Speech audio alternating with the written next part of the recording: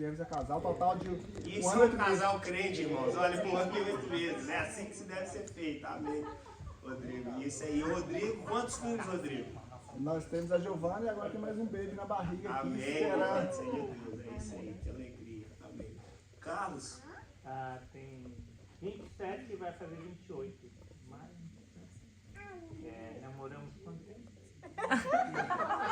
Você está perdoado. 27 anos é um bom número. Não. Eu quero que ela fale quanto tempo a gente namorou. Se for mais de 7, é aí que eu quero ver o que você fala. É muito menos.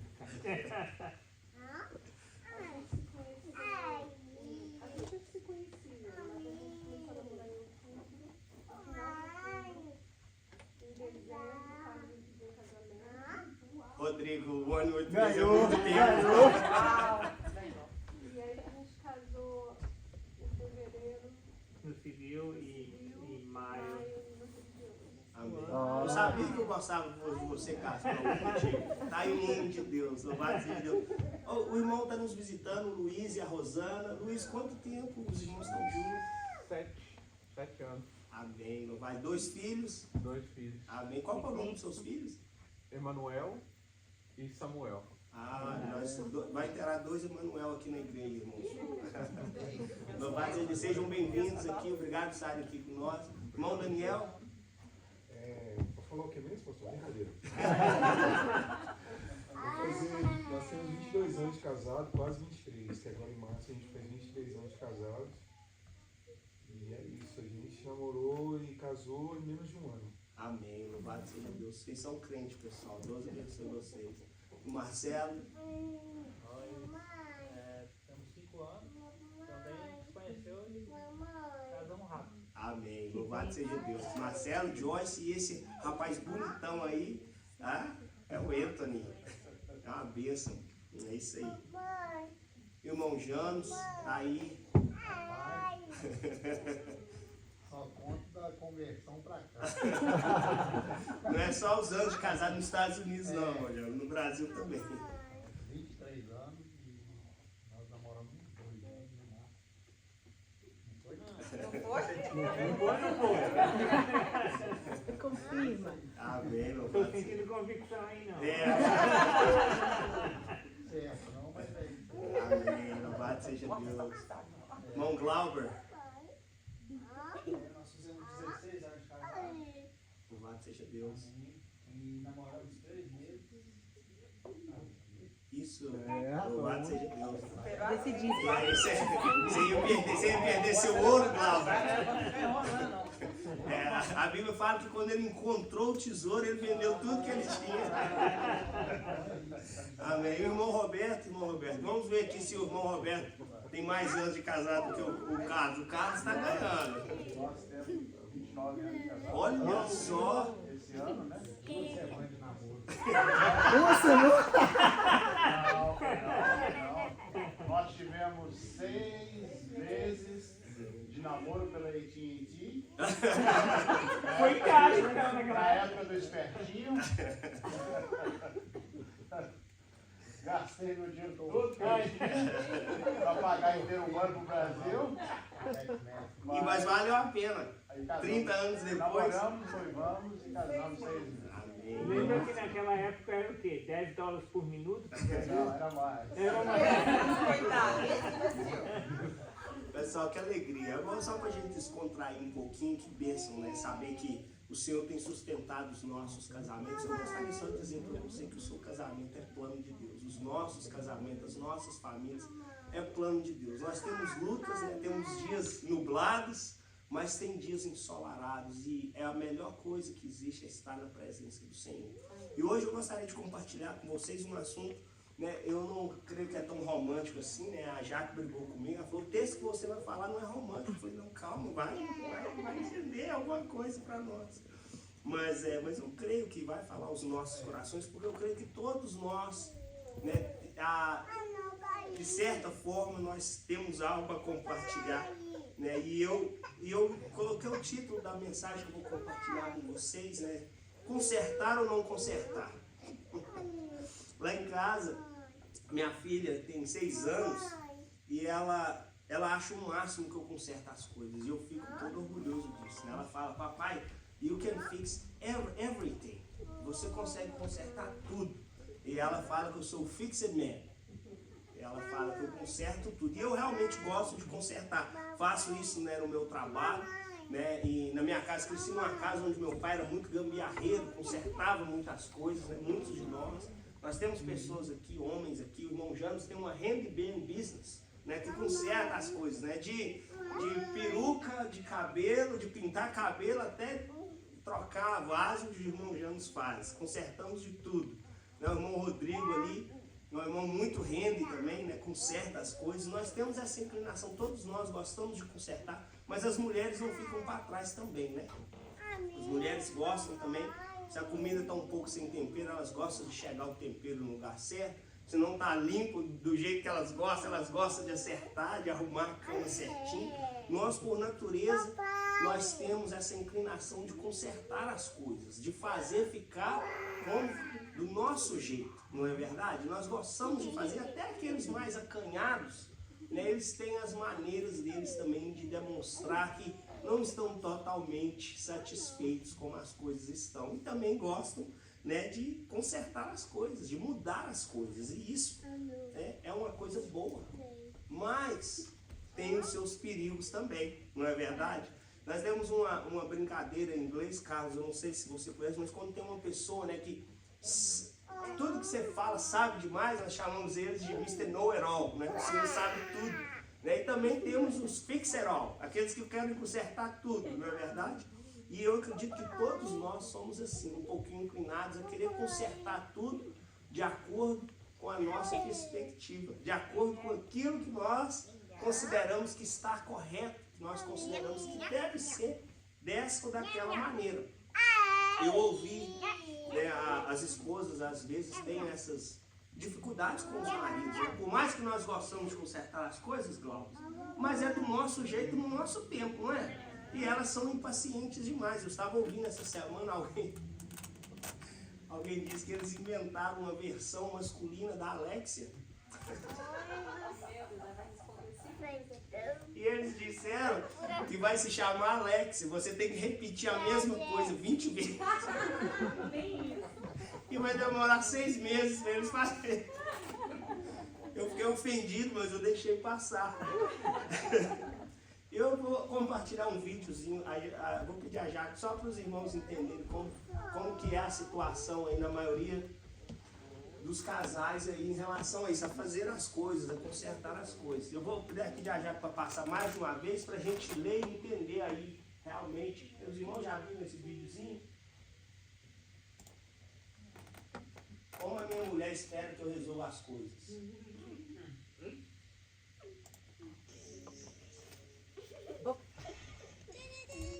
Peraí, Carlos, help.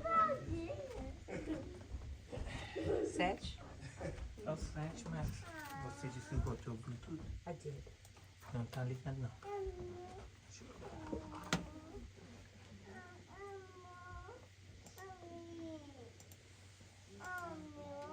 Aí foi. Pronto? Vai, pode ir. Ok, pode passar.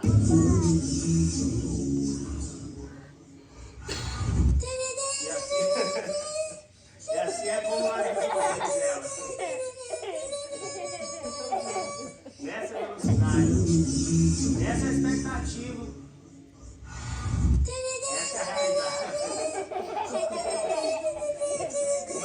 Obrigado. Mas, irmãos, assim é a nossa vida, é a nossa história. Nós gostamos de consertar, nós temos expectativas como as coisas devem ser consertadas, como as coisas devem ser feitas. Não é verdade? E eu gostaria de falar um pouquinho sobre essa questão nos nossos relacionamentos, porque nós não gostamos só de consertar a torneira que está pingando. Hoje eu precisei consertar o chuveiro lá em casa, né? Ou o carro, ou a comida, ou a casa, ou arrumar. Mas nós também temos uma inclinação muito grande de consertar as pessoas ao nosso redor também. Situações que não nos agradam, manias, hábitos que as pessoas têm, principalmente, né? Marido e mulher dentro de casa. E eu gostaria que você tirasse 30 segundos do seu precioso tempo. Não escreva em lugar nenhum, eu não quero te comprometer. mas eu gostaria que você pensasse na sua esposa, no seu marido, e aquela uma coisa que se você pudesse consertar hoje, você consertaria nele ou nela. Pense por um minutinho. A irmã Jorge já é, ela falou assim, eu não preciso de 30 segundos. Brincadeira, irmãs. Mas pense, algo que se você pudesse consertar hoje na sua pessoa amada, que você compartilha a vida, o que você consertaria hoje? Eu gostaria de compartilhar um texto bíblico, só para os irmãos entenderem. Nós vamos estar extraindo algumas lições aqui de forma indireta do texto bíblico. O texto não trata exatamente de família, mas é uma história muito conhecida por nós. Eu gostaria de extrair algumas lições que, se nós nos posicionarmos como esse homem posicionou, nós podemos nos beneficiar, ou também nós podemos nos prejudicar quando se trata de consertar situações, ou consertar alguma coisa nas pessoas ao nosso redor. Às vezes, os nossos filhos, nós gostamos muito de corrigir os nossos filhos, porque nós queremos que eles sejam bem-sucedidos, nós queremos consertar as coisas, ajustar no nosso trabalho as pessoas ao nosso redor, porque nós queremos que as coisas tenham um bom fluir, de acordo com o nosso entendimento, de acordo com a nossa perspectiva. Não é verdade isso? Na igreja isso também acontece. Nós queremos que tudo ajuste e funcione para acomodar as minhas necessidades, acomodar aquilo que eu acho que está certo ou está errado. E para falar um pouquinho desse assunto, eu gostaria de compartilhar com vocês um texto que está no livro de Atos, no capítulo 7. E apesar do texto que eu compartilhar estar em Atos, essa história, na verdade, é uma história do Antigo Testamento. E é a história de Moisés. E eu escolhi compartilhar o texto que está em Atos, porque o que acontece aqui, Estevão, quando ele está ali prestes a ser apedrejado por causa da sua fé, Estevão dá um discurso ali, ele prega uma mensagem para aquelas pessoas ao redor dele, ele faz uma narrativa da história de Israel, desde que Deus chamou Abraão, desde a criação até Jesus vir como Messias, o Salvador. E não compartilhar, não narrar a história de Israel, Estevão também narra a história de Moisés. E esse texto que nós vamos ler, essa narrativa de Estevão, sobre a história de Moisés. A história de Moisés se encontra lá no livro de Êxodo, desde o princípio, ali no capítulo 1, no capítulo 2 e 3, fala essa parte da história que nós vamos ler. Eu vou ler do verso 20, Atos capítulo 7, do verso 20 ao 29, diz assim a palavra de Deus. Naquele tempo nasceu Moisés, que era um menino extraordinário. Por 3 meses ele foi criado na casa de seu pai. Quando foi abandonado, a filha do faraó o tomou e o criou como seu próprio filho. Moisés foi educado com toda a sabedoria dos egípcios e veio a ser poderoso em palavras e obras. Ao completar 40 anos, Moisés decidiu visitar seus irmãos israelitas. Ao ver um deles sendo maltratado por um egípcio, saiu em defesa do oprimido e o vingou matando o egípcio. Ele pensava que seus irmãos compreenderiam que Deus o estava usando para salvá-lo, mas eles não compreenderam. No dia seguinte, Moisés dirigiu-se a 2 israelitas que estavam brigando e tentou reconciliá-los, dizendo: homens, vocês são irmãos, porque ferem um ao outro. Mas o homem que maltratava o outro empurrou Moisés e disse: quem nomeou líder e juiz sobre nós, que a matar-me como matou o egípcio ontem? Ouvindo isso, Moisés fugiu para Midian, onde ficou morando como estrangeiro e teve 2 filhos. Eu vou ler só até o 29. Eu acredito que das histórias bíblicas, a história de Moisés é uma bem conhecida por nós. Nós sabemos, por exemplo, que a história de Moisés, ela dá continuidade à história que se encerrou com José no Egito. Um homem que alcançou um alto cargo no Egito, que trouxe os seus pais, Jacó e seus irmãos, para morar no Egito. Mas muitos anos se passaram, José faleceu, e a Bíblia diz que aquele novo faraó não conhecia José, e aquele novo faraó temeu porque o povo de Israel se multiplicou muito. E nós conhecemos a história. E o que é que o faraó disse? Ele disse: olha, a partir de hoje todo menino homem que nascer, eu quero que esses meninos sejam sacrificados, eu quero que esse povo se multiplique mais, né? Sejam jogados no rio. Mas o que aconteceu é que as parteiras ali, né, elas ajudaram as mulheres, né, israelitas, e elas continuaram a dar filho. E a mãe de Moisés, o que ela faz? Moisés nasce, e aqui a versão da NVI que eu li diz que Moisés era um menino extraordinário. Mas outras versões diz que Moisés era um menino de uma beleza extraordinária. Era um menino, assim, que encantava os olhos. Mas como nós estudamos um pouquinho o texto, nós vemos que não só uma beleza física, mas Moisés era um menino que continha algo especial. Ele atraía o favor de Deus para ele. Mas chegou um tempo que a mãe de Moisés não poderia mais criar. Em 3 meses ela amamentou, e o que ela acabou fazendo? Ela acabou se submetendo ali à ordem que tinha sido dada, de jogar os meninos no rio. Mas ela não foi lá e só jogou Moisés, ela fez um cestinho bonitinho, né, com essa esperança de que a misericórdia e o favor de Deus estava sobre a vida daquele menino. E foi exatamente o que aconteceu.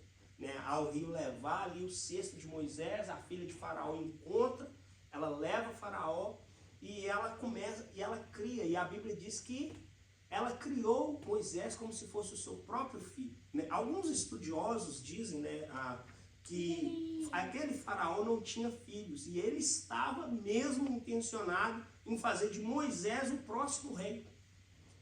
Só para a gente entender o tamanho investimento que foi feito na vida de Moisés. E nós sabemos que depois de 40 anos, como o texto que nós acabamos de ler, eu estou resumindo a história longa para a gente entender o contexto. Moisés visita os seus irmãos, ele tem esse acontecimento, ele mata um homem. O mais engraçado de Moisés ter matado esse homem, amanhã nós vamos falar de mansidão. Nós estamos falando sobre o Sermão do Monte, né? E um dos textos que eu vou mencionar é que a Bíblia menciona lá em Êxodo que Moisés era o homem mais manso do mundo. Agora imagine um homem manso, controlado, ao ponto de matar um homem. Moisés matou um homem. E ele foge. Passa 40 anos ali morando como estrangeiro, numa terra estranha, cuidando de ovelhas, tem uma experiência com Deus, retorna para o Egito, né, administra ali as 10 pragas, Deus liberta o povo e ele vai para o deserto, passa 40 anos no deserto liderando aquele povo. Essa é a história de Moisés. Nós a conhecemos. Mas agora vamos fazer algumas observações que eu acredito que é pertinente para o assunto que eu trouxe para nós, sobre a questão de consertar. Essa nossa intriga com o nosso irmão, essa nossa intriga com o nosso cônjuge, né? Por que esse camarada deixa essa toalha molhada todo dia aqui, né? Porque essa mulher faz o feijão duro desse jeito toda vez, eu gosto dele mais cozido. Sempre tem essas intrigas, sempre tem esses jeitos, sempre tem essas manias, esses hábitos, nesses comportamentos que nós temos essas intrigas e nós queremos consertar.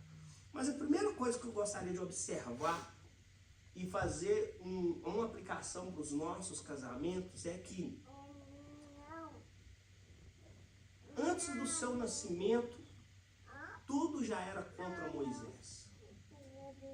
A morte já tinha sido decretada para Moisés, mesmo antes dele nascer. Se nascer homem, joga no rio. Essa era a ordem. Já tinha sido decretada. E a primeira observação que eu gostaria de dizer é que os nossos casamentos, nos dias que nós vivemos, seja 30 anos, seja 7 anos, que nossos casamentos eles já começam com a morte decretada.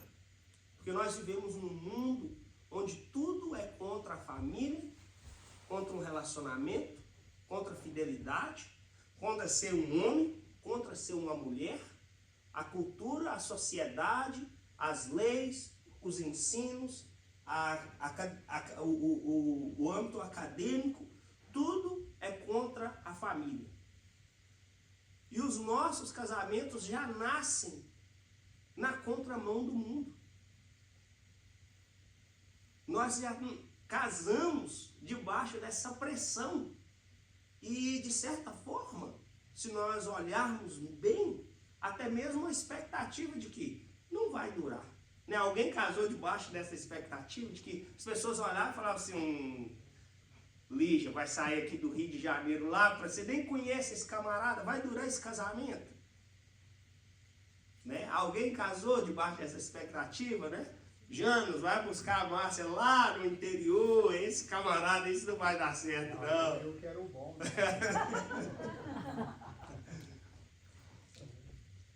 Né? Mas a verdade, irmãos, é que existe essa certa expectativa que os nossos casamentos não vão durar. E o pior de tudo é que se não durar, tá ok. O pior de tudo é que se o nosso casamento acabar hoje, tá ok. Né? Nós não temos, as pessoas não lamentam mais. Existe coisa mais triste, irmãos, para nós que tememos a Deus, do que saber que uma família está sendo destruída, que um casamento está chegando ao fim.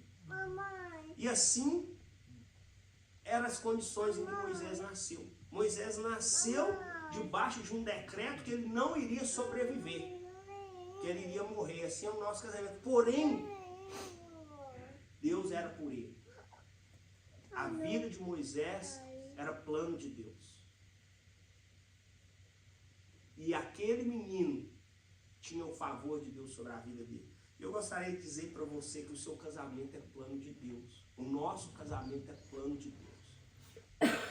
E eu gosto muito, né, esse verso é um verso, apesar de ser tão bem conhecido, às vezes a gente fala, né, assim, de qualquer maneira, mas eu trago bem próximo do meu coração por causa de uma experiência que nós tivemos, né?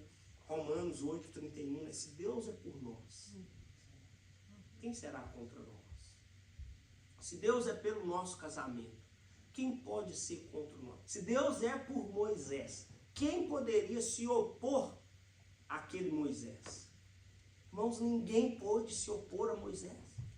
O faraó, o homem mais poderoso do mundo, não foi capaz de se opor a Moisés. Então, essa primeira observação é que ninguém pode opor aos planos de Deus para o seu casamento. Sim, as famílias podem olhar e dizer, isso não vai durar. Né? O mundo pode dizer, tá ok se você largar, se você precisa viver sua vida, você precisa da sua independência, você precisa de ser bem sucedido, você precisa, né, de tanta coisa. Mas a verdade é que Deus é pelo nosso casamento. Deus é pela nossa família. E às vezes nós tomamos medidas, né, apertadas, como a mãe de Moisés. Mas mesmo no meio desses momentos ainda tem favor. Às vezes nós, a cabeça quente, falamos, agora não dá mais. Né? Eu vou juntar tudo e vou embora mesmo. Ou agora não chega, agora eu vou ter que ensinar essa mulher, agora eu vou ter que ensinar esse camarada uma lição. Nós tomamos medidas extremas, mas Deus é pelo nosso casamento. E a misericórdia de Deus alcança os nossos casamentos. E a graça de Deus nos sustenta. E assim como sustentou, né, a vida de Moisés. Né, como diz em inglês, the odds is against us. Um casamento bem sucedido hoje. É tão gostoso ouvir falar que tem um casal casado há 30 anos. Era tão comum para nós. 30 anos, 40 anos. Hoje em dia, se o camarada ficar casado 10 anos, uau, você está casado 10 anos. Se o camarada casar com 20 anos, nossa, pelo amor de Deus, o cara é louco. Primeira coisa, como você aguenta? Exato. Mas como que aguenta, porque acha que é um prejuízo, essa é a realidade. Irmãos, tudo é contra nosso casamento, mas Deus é por nós. Né? E quando Deus disse para Adão, lá no início de tudo, em Gênesis 2, né? Não era bom que o homem ficasse sozinho. Desde então foi decretado que o casamento é plano de Deus. Deixa o homem, seu pai, sua mãe, se una com a sua mulher, seja uma só carne. Desde então, irmãos, Deus estabeleceu um propósito para os nossos casamentos. Vale a pena lutar pelo seu casamento. Vale a pena lutar. Vale a pena se manter firme nos propósitos do Senhor. Vale a pena manter os olhos no autor e consumador da nossa fé. Já colocou um versículo em algum lugar, né? O cordão de 3 dobras, né? Nós cantamos que Jesus seja o centro de tudo. Vale a pena colocar esse Jesus que concede graça, que faz um decreto de morte, né? Salvar um menino, não só salvar o menino, mas levar ele para condições extremamente diferentes. Assim também Deus faz com os nossos casamentos. E agora que essa verdade está afirmada, né, que Deus tem planos, os nossos casamentos são propósitos de Deus. A próxima observação que eu gostaria de fazer é que Moisés, então, nasce esse menino bonito, recebe o favor de Deus, estava decretada a morte, mas agora foi criado nesse estabelecimento onde ele foi investido do bom e do melhor. Moisés não era um qualquer, um desorientado. Moisés tinha planos, expectativas sobre a vida dele.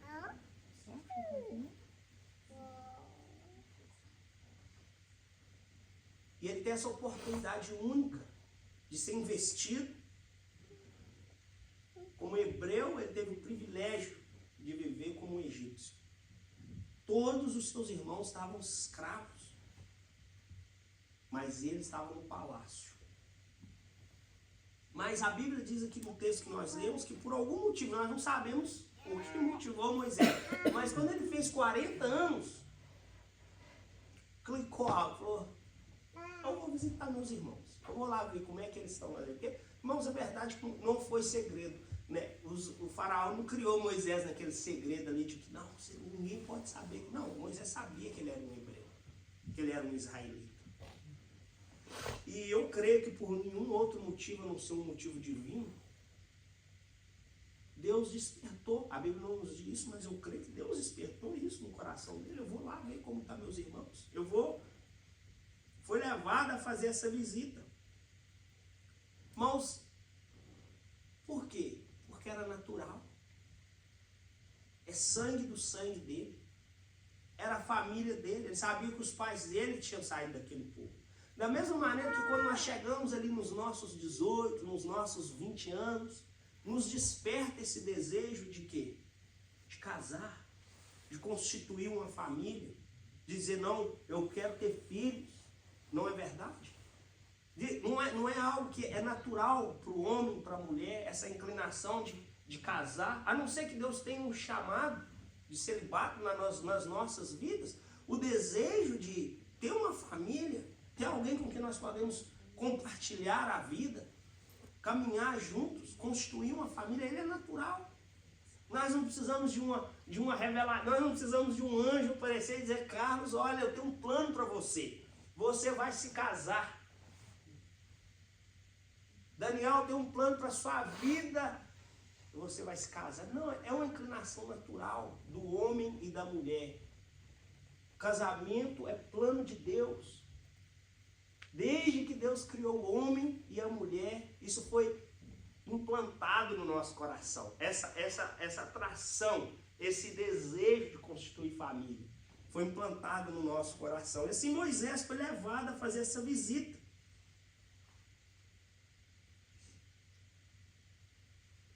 E quando Moisés chega para visitar os seus irmãos, ele está tudo muito bem na vida dele. Mas Moisés chega para visitar os seus irmãos e Moisés percebe que as coisas não estavam muito bem. E com essa inclinação nossa de querer consertar as coisas, qual que foi a inclinação de Moisés? Eu preciso consertar isso. A percepção de Moisés foi que tem algo errado, esse egípcio está oprimindo um dos meus irmãos, isso é inaceitável. E eu vou consertar isso porque não está certo de acordo com a minha percepção. E Moisés, então, ele take matters on your own hand, in his own hands, né? Assim como diz em inglês. Moisés percebe a realidade ali dos seus descendentes, ele fala, isso não está certo, eu vou consertar. Não é assim com nós também? Principalmente nos primeiros anos de casado, Roberto. Né? Não está certo isso, não é assim. Quem é esse cara para falar assim comigo? Né, Cris? Quem é Carlos? Ou a mulher tá não, quem é esse camarada? Nós queremos consertar, nós queremos ajustar, nós queremos mudar. Porque de acordo com a nossa percepção é inaceitável. E não tem nada de errado com isso, talvez é uma coisa boa. Quem que gosta de ficar vendo toalha molhada no chão? Tem que consertar mesmo. Só que aí a pessoa vai consertar com um machado. Se você pega essa toalha, eu vou te dar uma machadada. Né? Foi o que Moisés fez. Mas está errado. E olha só, irmãos. Está errado. Eu vou consertar. E eu vou consertar na força do meu braço. Porque está errado. Se está errado, tem que consertar. E Moisés vai para cima desse camarada.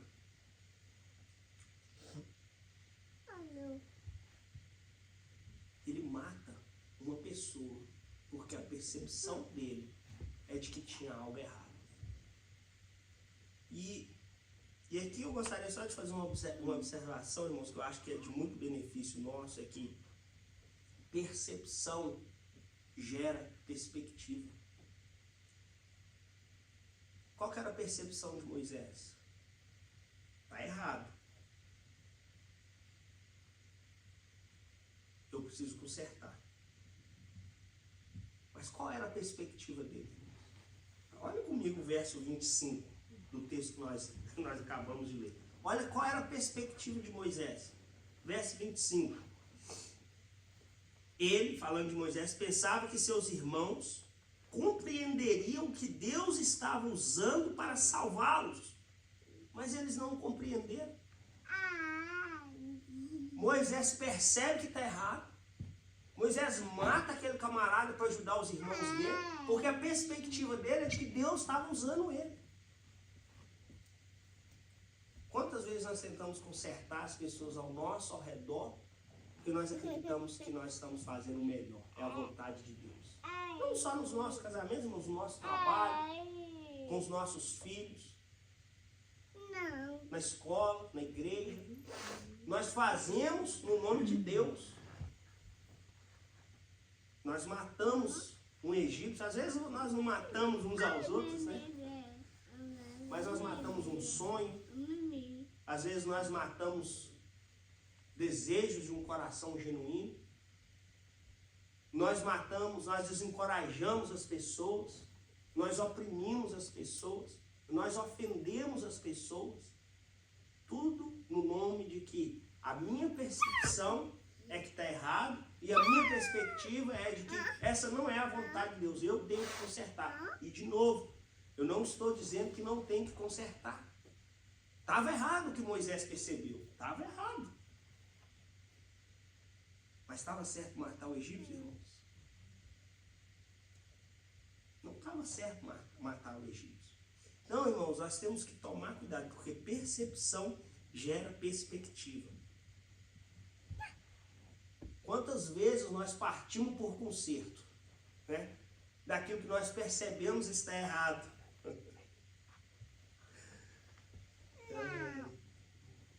E a nossa perspectiva é essa, nós estamos fazendo a melhor coisa do mundo. O que seria da Cristiane se não fosse o Carlos para estar ali para consertar ela? Meu Deus! O que seria? Nós pensamos que nós somos ali aqueles mesmos que Deus vai usar. E se não for Deus me usar, ninguém mais pode consertar. Coitado do Roberto. Vai morrer com as manias dele.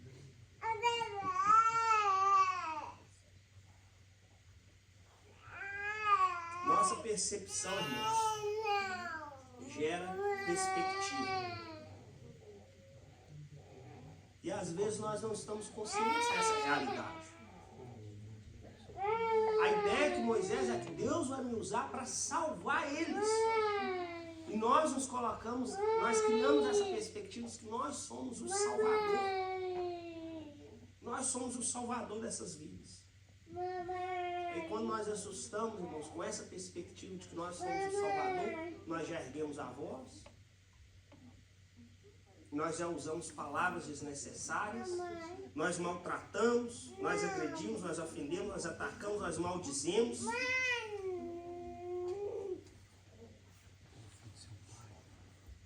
Mas agora vamos seguir em frente e ver, né, o desfecho da história. Moisés então foge, mata o egípcio, foge dali.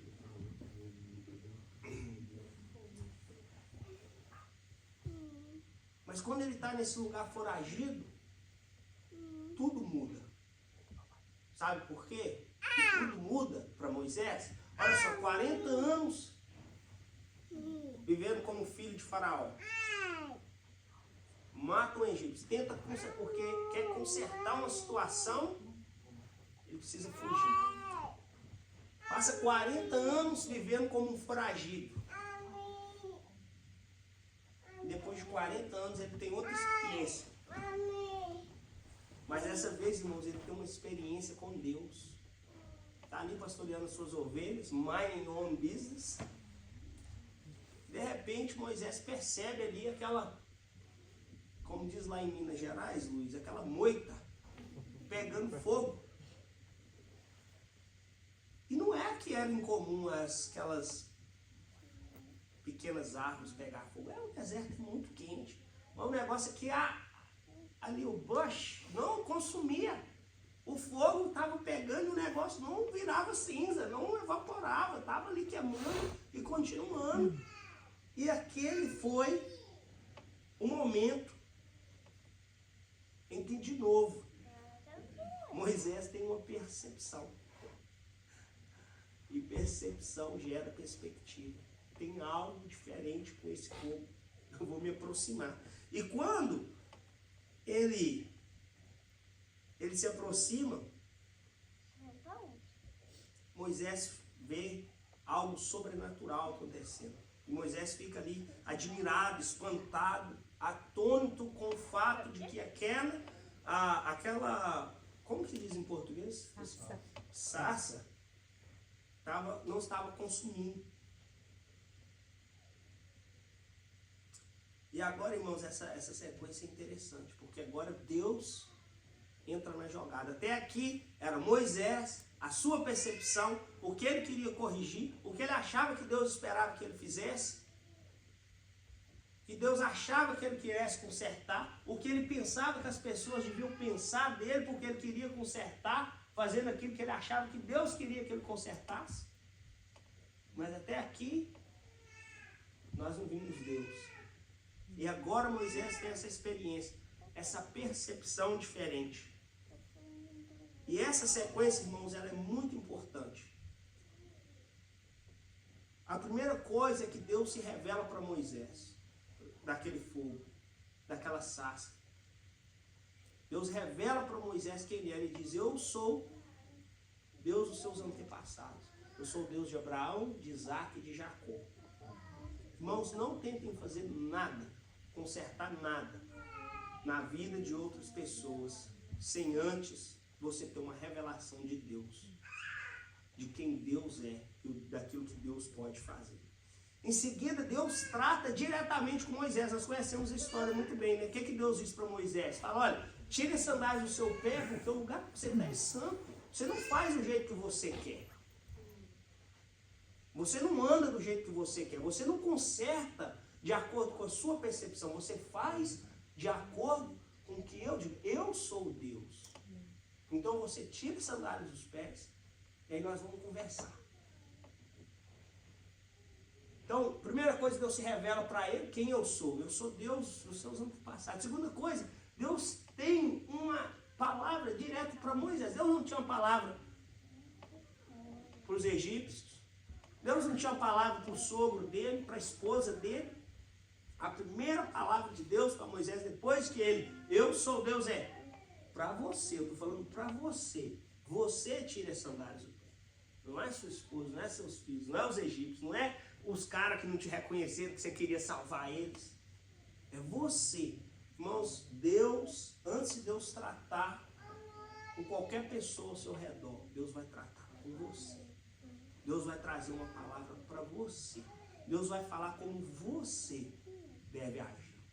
Antes de nós consertarmos outras situações, Deus vai consertar primeiro você. Consertar primeiro eu.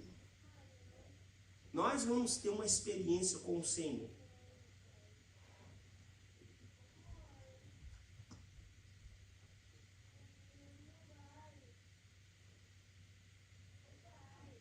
Moisés precisou aprender e entender aonde ele estava. Está na presença de Deus. Depois que Deus dá essa palavra para ele, depois que ele entende na presença que ele está, então Deus faz o que? Deus revela para ele, ok, agora que você entendeu quem eu sou, agora que você entendeu aonde você está na sua vida, eu vou te revelar um plano. Então, às vezes, irmãos, nos nossos relacionamentos, nos nossos casamentos, antes de nós querermos consertar algo que está de errado, nosso cônjuge, nós precisamos de entender onde nós estamos. Nós precisamos de ter uma experiência com Deus. Nós precisamos de saber quem é esse Deus que nós servimos. E aí então, Deus vai dizer, olha, é isso aqui, esse é o plano que eu tenho para a sua vida. É isso que eu vou te usar para fazer. E agora, irmãos, Deus então, versículo 34, um pouco para frente. De fato, tenho visto a opressão sobre o meu povo no Egito. Ouvi os seus gemidos e desci para livrá-los. Venha agora e eu enviarei de volta ao Egito. Primeiro, Moisés percebe que tinha algo errado e ele se coloca no lugar de salvador e diz, eu vou salvar essas pessoas. Ele mata um egípcio. Porque a percepção dele é que estava errado e a perspectiva dele é que Deus iria usar. Agora, Moisés tem uma experiência com Deus.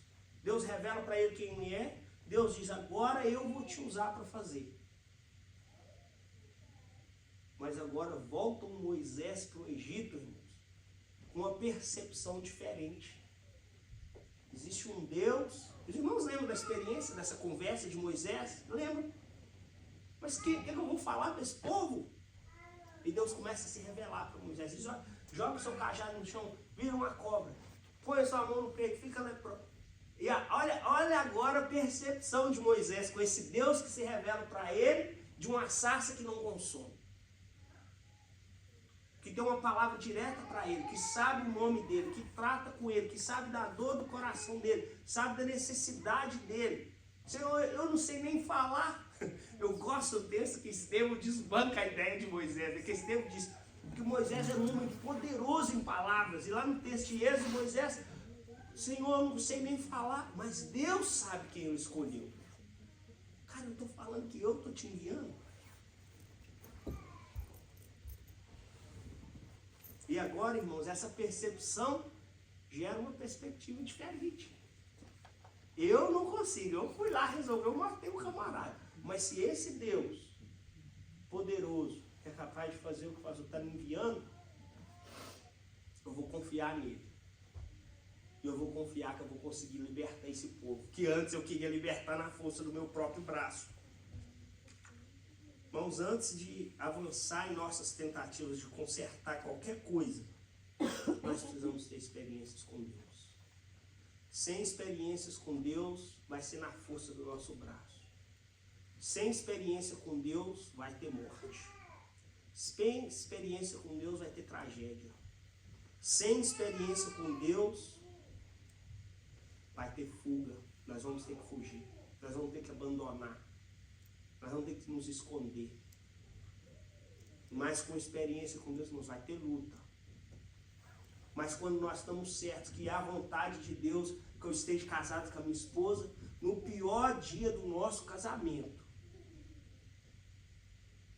eu não vou olhar para as falhas dela. Vou olhar para o Deus que decretou que é a vontade dele que eu esteja casado. A minha percepção é que o Senhor está doendo, mas eu vou confiar no Senhor, porque o Senhor é que sustenta o meu casamento. É o Senhor que é essa terceira dobra. É o Senhor que está no centro. Porque se a minha percepção for, eu não aguento mais, eu já fiz de tudo para mudar e não mudou, sabe o que eu vou fazer, irmãos? Eu vou juntar minha mala e eu vou fugir. Porque eu não consegui mudar na força do meu braço.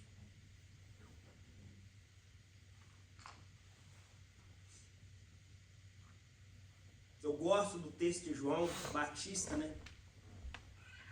Quando eles perguntam para ele, é você? Ele diz, eu não sou o Cristo.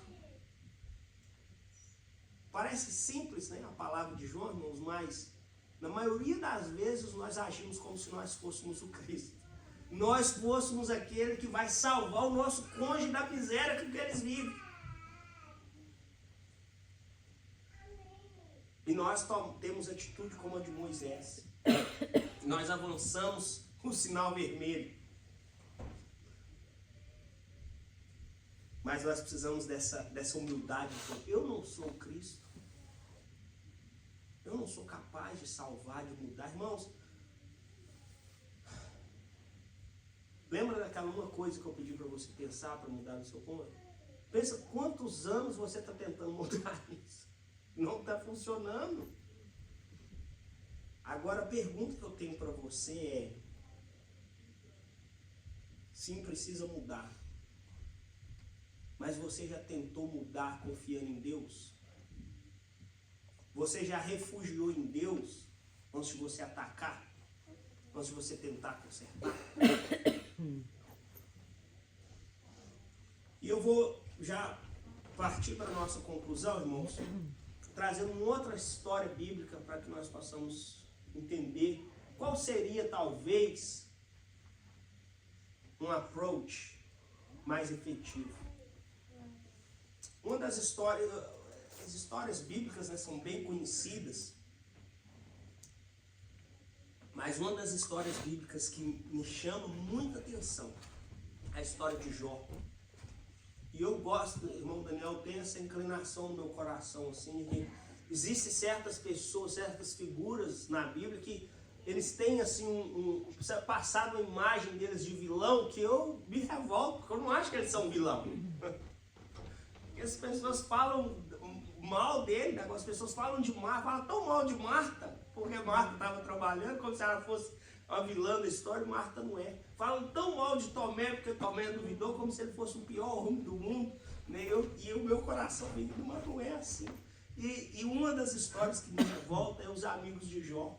E as pessoas falam que os amigos de Jó eram tão ruins, mas olha, eu vou dizer para vocês o que os amigos de Jó fizeram que nós não fazemos e que eu acho que eles merecem mérito por isso. Em Jó capítulo 2, diz que depois de toda a miséria de Jó, depois de tudo que ele tinha perdido, ele estava já só o pó do pó, se rapando com um caco de telha. Ah, se você quiser abrir comigo, não sei se os irmãos trouxeram Bíblia, eu não vou pegar no seu pé, tá ok, amanhã tem que trazer Bíblia, hoje vocês estão perdoados. Não, irmãos, mas Jó capítulo 2 diz que quando esses 3 homens ouviram da situação de Jó, eles se levantaram do seu lugar. Eles foram até onde Jó estava. Quando eles viram a miséria de Jó, eles rasgaram suas roupas. Eles sentaram com eles, com Jó, 7 dias em silêncio.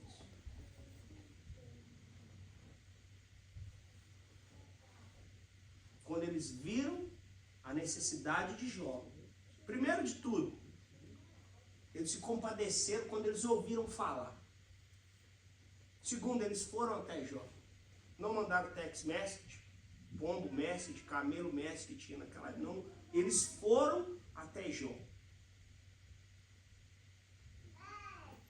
Nós temos dificuldade de ir, não temos? Nosso cônjuge, nós vemos que eles estão errando. Nós queremos, tudo que nós queremos é consertar.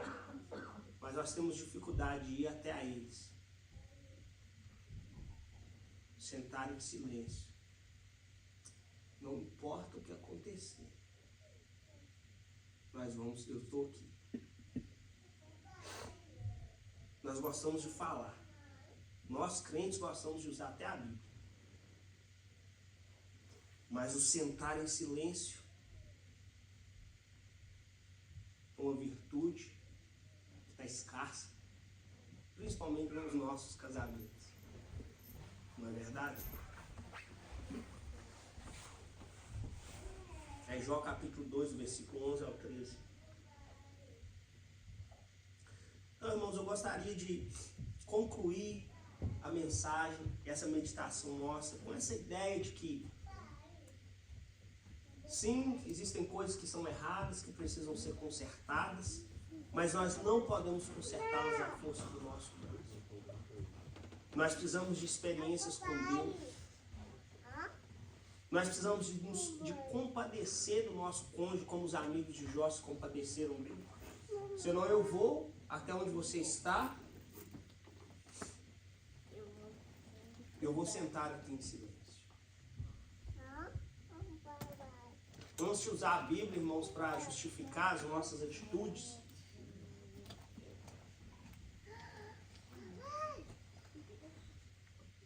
Então, voltando ao título da minha mensagem. Consertar ou não consertar? Sim, conserte. Mas conserte primeiro você, a sua vida com o Senhor. Tenha primeiro uma experiência com Deus. Deixa a sua percepção ser de que Deus é por você, é pelo seu casamento. Deixa a sua percepção ser de que antes de Deus te usar como um salvador, Deus tem os olhos deles fitos no seu marido. Deus tem os olhos deles fitos na sua esposa. Foi Ele que permitiu você estar casado. Ele sabia de todos esses defeitos, de todas essas falhas, de todas essas dificuldades. Porque Ele tem um plano. Mas vamos com calma. Nós não queremos gerar nenhuma morte em nenhuma circunstância. Nós não podemos fazer na força do nosso braço. Nós não queremos matar ninguém com as nossas tentativas. Vale a pena ajustar a nossa percepção. Vale a pena permitir ser criado em nós uma nova perspectiva alinhada com a de Deus, com os planos de Deus para as nossas vidas. Sim, era plano de Deus usar Moisés para libertar aquele povo? Era plano de Deus. Era plano de Deus que Moisés matasse aquele homem? Não, não era plano de Deus. Era plano de Deus que Moisés fizesse na força do braço dele? Não, não era plano de Deus. É plano de Deus o seu casamento? É plano de Deus você tentar consertar o seu cônjuge na força do seu braço? Não, não é plano de Deus. E eu vou concluir com um último verso.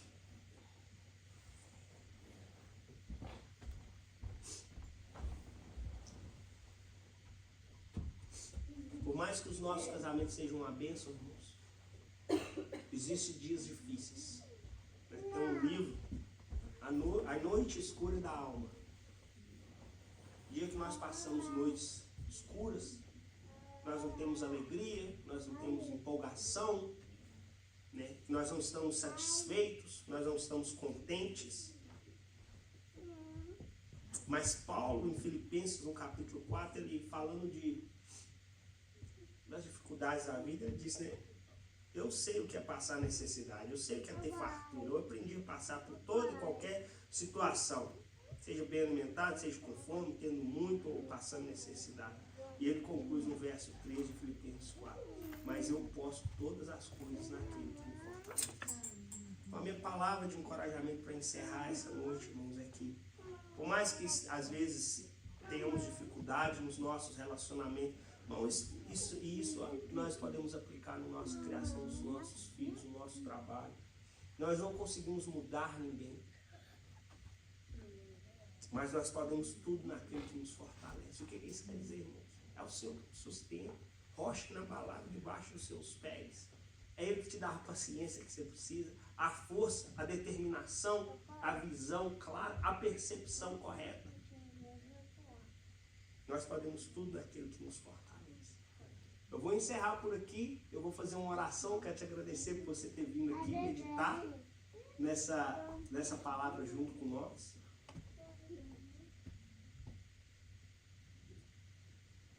Quem está mandando uma mensagem? É para me ler, Rodrigo? É. Ok. Vamos ver aqui o que o Rodrigo falou.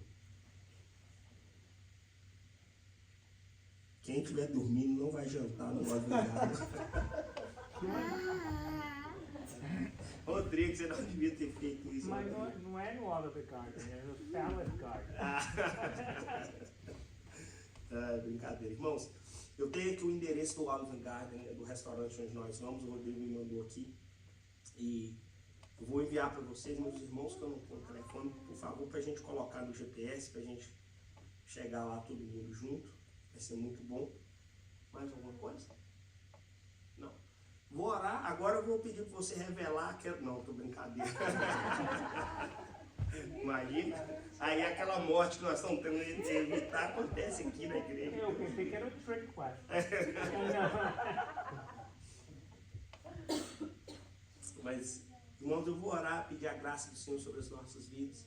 Não deixe de orar pelo seu casamento, pelos nossos casamentos, pelos nossos filhos, pelas nossas igrejas, né? Onde quer que nós estejamos congregando, ou onde quer que nós estejamos na fase dos nossos casamentos. Os casamentos passam por fases, né? Nós temos fases difíceis, fases boas, altos e baixos, vales e montanhas, mas em tudo o Senhor tem nos sustentado.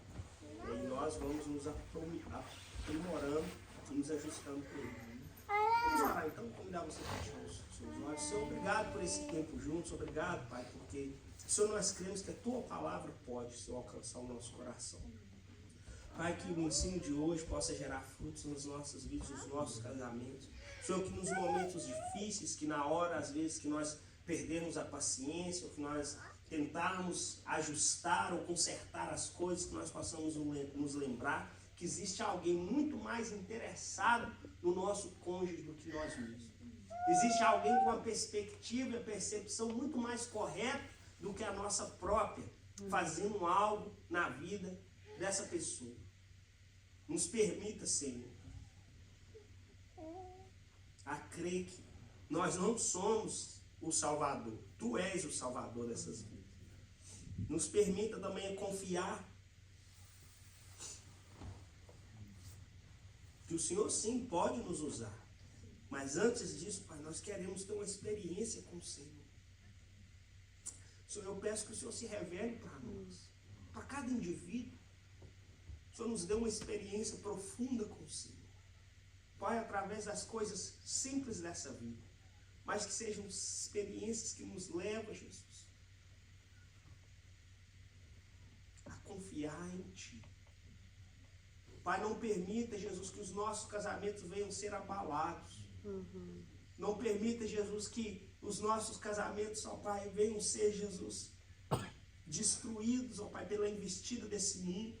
Mas assim como o Senhor preservou a vida de Moisés, que o Senhor possa preservar os nossos casamentos, as nossas famílias, os nossos filhos, Senhor.